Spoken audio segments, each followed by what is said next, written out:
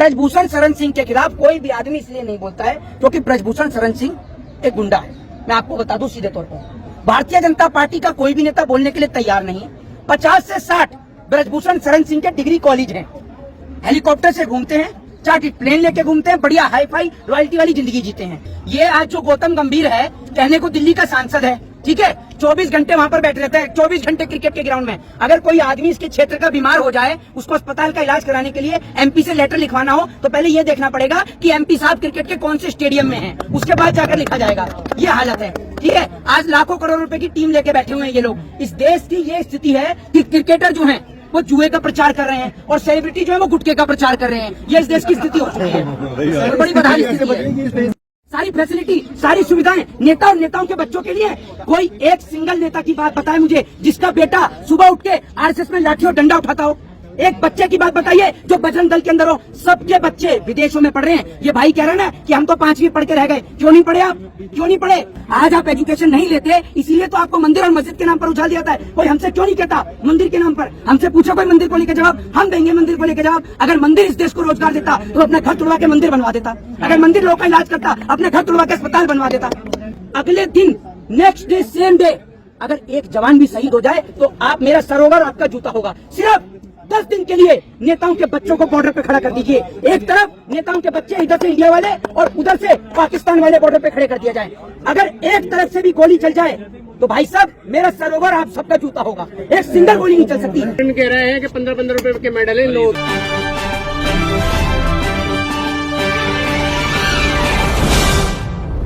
ब्रजभूषण शरण सिंह क्या कबाड़ी बाजार में काम करता था पहले, जो उन्हें पता है कि 15-15 रुपए के मेडल आते हैं। और 15-15 रुपए के मेडल आते हैं तो अपने घर परिवार में जो सारे बैठे हुए फेडरेशन के अंदर सबको दिलवा दे 15-15 रुपए के मेडल। 15 रुपए के मेडल आते हैं, 15 में 20 रुपए दे रहा हूँ, दिलवा दे अपने घर परिवार के लोगों को मेडल। ये मेडल की कीमत लगा रहे हैं। एक बात आप मुझे बताइए, सरहद पर जवान शहीद होते हैं, ठीक है, कल को तो जो उनको परमवीर चक्र से सम्मानित किया जाता है, शौर्य चक्र से सम्मानित किया जाता है, कल को तो आप उसकी भी कीमत लगा देंगे। आप तो ये एक बात बताइए कि वो हमारे पूरे विश्व में परचम लहराने का काम कर रहे हैं, तिरंगे को लहराने का काम कर रहे हैं, और आप उनके मेडल की कीमत लगा रहे हैं। एक बात आप मुझे बताइए, ब्रजभूषण शरण सिंह ने इसके बाद एक लाइन और कही। उन्होंने कही कि पैसे वापस करें। जो इतने समय से इस देश के नेता हराम का खा रहे हैं, हराम की पेंशन खा रहे हैं, जो टैक्स हम पे करते हैं, उस टैक्स के पैसे से ये नेता जो है अपना वेतन भत्ता लेते हैं, पेंशन लेते हैं। कोई एक बार नेता बनता है तो एक बार की पेंशन, दोबारा चुनाव जीतेगा तो 2 बार की पेंशन, 3 बार जीतेगा तो 3 बार की पेंशन। ये क्या ड्रामा मचा रखा है अपने देश में। और आप बात करते हो कुश्ती संघ के अध्यक्ष बनने की। पेट आपका इतना निकला हुआ है, जनता बेचारी यूं हो गई, सूख गई, और इनका पेट इतना निकला हुआ है कि 2 किलोमीटर भगवा लिया तो इनकी सांस फूलने लग जाएगी। और ये कुश्ती संघ के अध्यक्ष बने हुए थे अब तक। सोच के देखिए आप। ब्रजभूषण शरण सिंह के खिलाफ कोई भी आदमी इसलिए नहीं बोलता है क्योंकि ब्रजभूषण शरण सिंह एक गुंडा है। मैं आपको बता दूं सीधे तौर पर, भारतीय जनता पार्टी का कोई भी नेता बोलने के लिए तैयार नहीं है। 50 से 60 ब्रजभूषण शरण सिंह के डिग्री कॉलेज हैं, हेलीकॉप्टर से घूमते हैं, चार्टर्ड प्लेन लेके घूमते हैं, बढ़िया हाई फाई रॉयल्टी वाली जिंदगी जीते हैं, ठीक है। ना नरेंद्र मोदी सरकार की और ना खुद स्वयं नरेंद्र मोदी जी की किसी की भी बोलने की हिम्मत नहीं है कि वो ब्रजभूषण शरण सिंह को बुलाकर उससे बात भी कर सकें। और बात रही देश में महिला मंत्रियों की, तो भैया स्मृति ईरानी जी का ऐसा है कि जब बात उनकी बेटी की आती है तो गला फाड़ फाड़ के चिल्लाती हैं। मैं तो टीवी पर देख रहा था, जब उनकी बेटी का बाहर का मुद्दा उठा दिया था तो गला फाड़ फाड़ के चिल्ला रही थी। अगर मैं उस वक्त वहां पर होता तो मैं कह देता जी लोग पानी पी लो, कहीं आपका गला खराब ना हो जाए। लेकिन जब बात देश की बेटियों की होती है तो फेविकोल जम जाती है गले में। सुना ही होगा आपने, फेविकोल मरीन का मजबूत जोड़ पानी में भी नहीं टूटता। तो जब बेटियों की बात आती है ना, देश की बेटियों की, तो गले में फेविकोल जम जाती है, इनको सुनाई भी नहीं देता है। मोहित भाई, सवाल ये भी तो उठ रहा है कि जो पैसे वापसी की बात कर रहे हैं वो जनता का पैसा है या ब्रजभूषण का पैसा है? वो देश की जनता का पैसा है, और देश के लिए वो लोग गोल्ड लेकर आए, स्वर्ण पदक लेकर आए। पैसा क्या, किसको नहीं मिलता पैसा? ये आज जो गौतम गंभीर है, कहने को दिल्ली का सांसद है, ठीक है, 24 घंटे वहां पर बैठे रहता है, 24 घंटे क्रिकेट के ग्राउंड में। अगर कोई आदमी इसके क्षेत्र का बीमार हो जाए, उसको अस्पताल का इलाज कराने के लिए एमपी से लेटर लिखवाना हो, तो पहले ये देखना पड़ेगा कि एमपी साहब क्रिकेट के कौन से स्टेडियम में हैं, उसके बाद जाकर लिखा जाएगा। ये हालत है, ठीक है। आज लाखों करोड़ रुपए की टीम लेके बैठे हुए हैं ये लोग। इस देश की ये स्थिति है कि क्रिकेटर जो हैं वो जुए का प्रचार कर रहे हैं और सेलिब्रिटी जो है वो गुटखे का प्रचार कर रहे हैं। ये इस देश की स्थिति हो चुकी है और बड़ी बदहाली स्थिति है। इस देश की जी स्थिति कैसे बदलेगी इस देश की? स्थिति जब बदलेगी इस देश की, जो आप ये देख रहे हैं ना, जो टेलीविजन पे जो कार्यक्रम आता है 8 से 9 बजे का कार्यक्रम, अगर इस पे लगाम लगा दी जाए तो देश की स्थिति अपने आप बदल जाएगी। परमानेंट बेरोजगारी कौन सी सरकार मिटा देगी? हाँ जी, परमानेंट बेरोजगारी कौन सी सरकार मिटा देगी? परमानेंट बेरोजगारी कोई सरकार नहीं मिटा सकती, लेकिन कम से कम रोजगार तो दे सकती है। जो 2 करोड़ रोजगार का वादा किया वो रोजगार नहीं दे सकती। नरेंद्र मोदी से किसी ने कही थी, क्यों आके कहा कि 2 करोड़ रोजगार देंगे, क्यों आके कहा कि 100 स्मार्ट सिटी देंगे, क्यों आके कहा कि बुलेट ट्रेन देंगे? क्या मिला? आप यहाँ की बात करिए ना, यहाँ ये चेहरा आपका देश भी तो देखे आइए। अरे आप आइए तो। बता तो रहा हूँ सर। अरे आप पत्रकारिता करते हैं? नहीं सर। फिर क्या करते हैं आप? सर मैं पूछ रहा हूँ सर। नहीं, मैं आपको जवाब दे रहा हूँ ना सर। सर मैं आपको जवाब दे रहा हूँ। हमने कही, अरे हमने देश के प्रधानमंत्री से कही थी कि आप 2 करोड़ रोजगार का वादा करो। हमने उनसे कही थी कि आप देश को बुलेट ट्रेन का वादा करो। हमने उनसे कही थी कि आप 15-15 लाख रुपए का वादा करो। हमने उनसे कही थी कि आप ये कहो कि आप हवाई चप्पल वाले को हवाई यात्रा कराओगे। मुंगेरी लाल भी क्या झूठे हसीन सपने दिखाता होगा जो नरेंद्र मोदी दिखाते हैं? और आप कहते हैं कि पिछली सरकार में, मतलब जो पिछली सरकारों ने किया अगर वही ये करेंगे तो इनको हमने बदला क्यों है? किस लिए बदला है? किस लिए बदला है? सवाल का जवाब दीजिए ना। अपनी बहन बेटियों की इज्जत और आबरू लुटवाने के लिए बदला है। इनकी पार्टी का एमएलए कुलदीप सिंह सेंगर वो बलात्कारी नहीं था? ये बताइए आप मुझे। इनकी पार्टी का नेता असम में विधानसभा में बैठ के पॉर्न वीडियो देख रहा था?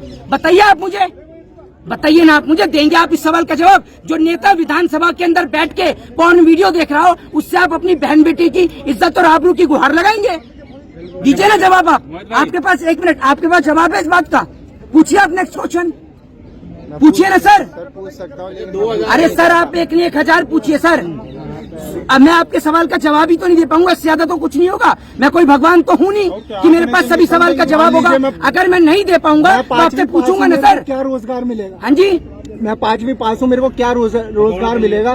क्या नौकरी मिलेगी? कौन सी गवर्नमेंट जॉब मिलेगी? एक बात आप मुझे बताइए, जब आपको पता है कि राइट टू एजुकेशन आपका फंडामेंटल राइट है, तो आपने शिक्षा क्यों नहीं ली? सर, गलती तो आपकी है। नहीं, जब शिक्षा लेने जाते हैं एडमिशन नहीं मिलता सर। है तो जब एडमिशन नहीं मिलता तो आपने कभी कोर्ट के अंदर आरटीआई लाके पता किया इस स्कूल में कि आपको एडमिशन क्यों नहीं मिला? नहीं मिलता सर, हमेशा ये होता है कि आपने कितनी आरटीआई लगाई है कोर्ट में? कौन? 1 मिनट, एक बात आप मुझे बताइए, घर परिवार में कोई तो पढ़ा होगा? घर नहीं सर, अनपढ़ है सर। पूरा परिवार ही अनपढ़ है सर। भारत में आधे से ज्यादा लोग अनपढ़ है सर। हर कोई एमबीबीएस डॉक्टर नहीं है यहाँ पर। आपने कितनी क्वालिफिकेशन ले रखी है? सर मैं 12th पास हूँ। 12th पास हैं, आगे क्यों नहीं पढ़ा आपने? एक बात आप मुझे बताइए, सारा कुछ ऑनलाइन सिस्टम है। आप कहते हैं कि आपने 12th करी है। अगर आप 12th करते हैं तो उसके बाद सुन लीजिए, 12th करते हैं। हाँ जी, 5वीं पास को क्या रोजगार मिलेगा? कौन सी गवर्नमेंट जॉब मिलेगी? क्या स्थान मिलेगा? एक बात आप मुझे बताइए, अगर 5वीं पास को, 1 मिनट, अगर 5वीं पास को गवर्नमेंट, देखिए मैं आपको बता दूं, ये वही देश के प्रधानमंत्री जी हैं जो नोटबंदी के टाइम पर नोटबंदी की अच्छाइयां बता रहे थे। कोई सरकार से पूछे कि सरकार के पास में कौन सा ऑफिशियली डाटा है कि नोटबंदी के बाद देश में कितना काला धन आया? जरा इस सवाल का जवाब दे देश की सरकार। नोटबंदी के बाद और देश में कोविड महामारी के बाद कितने लोगों ने अपना रोजगार खो दिया? अभी एक भाई पूछ रहा कि कौन सी सरकार रोजगार दे देगी? जब देश में सरकारी संस्थान नहीं बचेंगे, जब देश में रेलवे नहीं बचेगा तो रेल मंत्री का क्या काम? जब इस देश में एयर इंडिया नहीं बचेगा तो ज्योतिरादित्य सिंधिया का क्या काम? जिस व्यक्ति ने कभी क्रिकेट नहीं खेला तो बीसीसीआई में मेंबर किस? सारी फैसिलिटी, सारी सुविधाएं नेता और नेताओं के बच्चों के लिए। कोई एक सिंगल नेता की बात बताए मुझे जिसका बेटा सुबह उठ के आरएसएस में लाठी और डंडा उठाता हो। एक बच्चे की बात बताइए जो बजरंग दल के अंदर हो। सबके बच्चे विदेशों में पढ़ रहे हैं। ये भाई कह रहे हैं ना कि हम तो 5वीं पढ़ के रह गए। क्यों नहीं पढ़े आप? क्यों नहीं पढ़े? इस देश के अंदर कॉन्स्टिट्यूशन ने राइट दिया है, राइट टू स्पीच का, राइट टू फ्रीडम का, राइट टू एजुकेशन का। आप फंडामेंटल राइट का यूज करिए अपने। क्यों नहीं लेते आप एजुकेशन? आज आप एजुकेशन नहीं लेते, इसीलिए तो आपको मंदिर और मस्जिद के नाम पर उछाल दिया जाता है। कोई हमसे क्यों नहीं कहता मंदिर के नाम पर? हमसे पूछो कोई मंदिर को लेकर जवाब, हम देंगे मंदिर को लेकर जवाब। अगर मंदिर इस देश को रोजगार देता तो अपना घर तोड़वा के मंदिर बनवा देता। अगर मंदिर लोगों का इलाज करता अपने घर तोड़वा के अस्पताल बनवा देता। भाई इलाज अस्पताल में होगा, ये बात आप याद रखिए। और शिक्षा जो है वो आपको स्कूल और कॉलेजेस में ही मिलेगी, मंदिर से कुछ नहीं होगा। प्रहार कर दिया, श्वेता सिंह कह रही है। अरे श्वेता सिंह अभी एक वो मैडम थी, आपको पता ही होगा, नैनो चिप जो ढूंढ रही थी 2000 के नोट में। उनके 2000 के नोट में नैनो चिप के चक्कर में 4-5 नोट फाड़ दिए। 2000 की नैनो चिप ही नहीं मिली।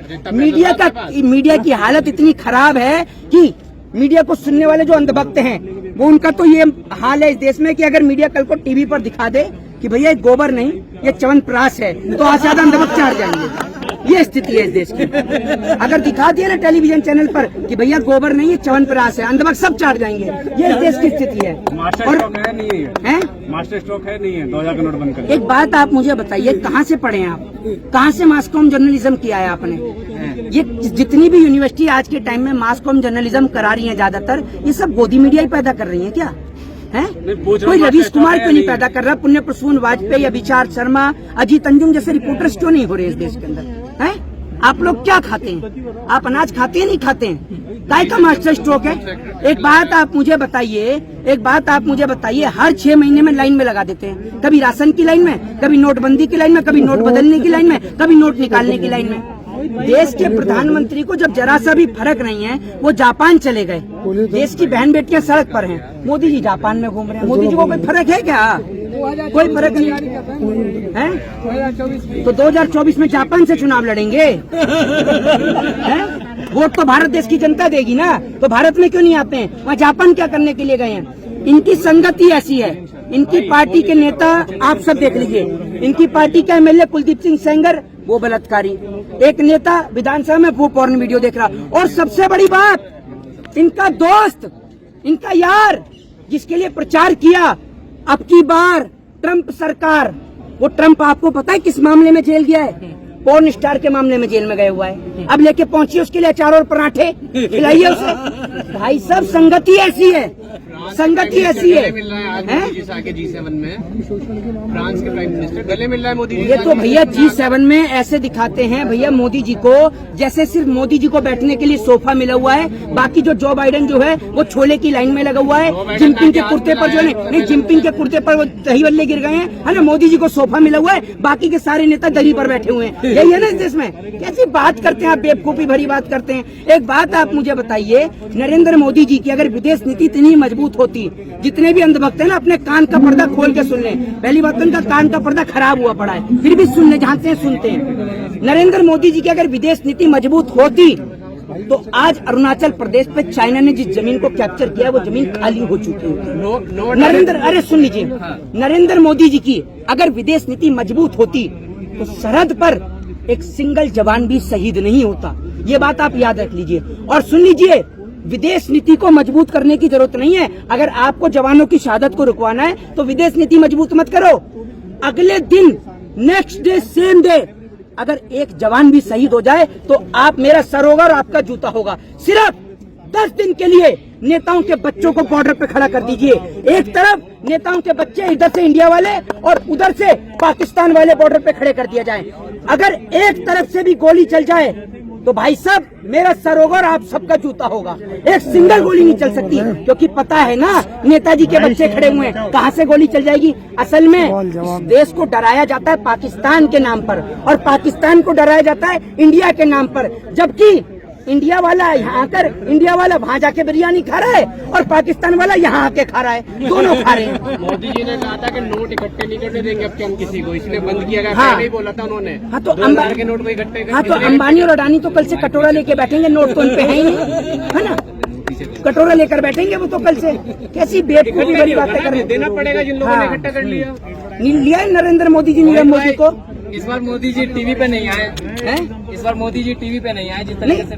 आप लोग बिजी होंगे ना कई कार्यक्रम में। अच्छा। आप लोग दिखाते तो आप लोग मोदी जी को ही दिखाते हैं 24 घंटे। अब आप एक समय में एक ही तो आदमी को दिखाएंगे, या तो यूपी वाले बाबा को दिखा लेंगे या मोदी जी को दिखा लेंगे, एक ही को तो दिखाएंगे।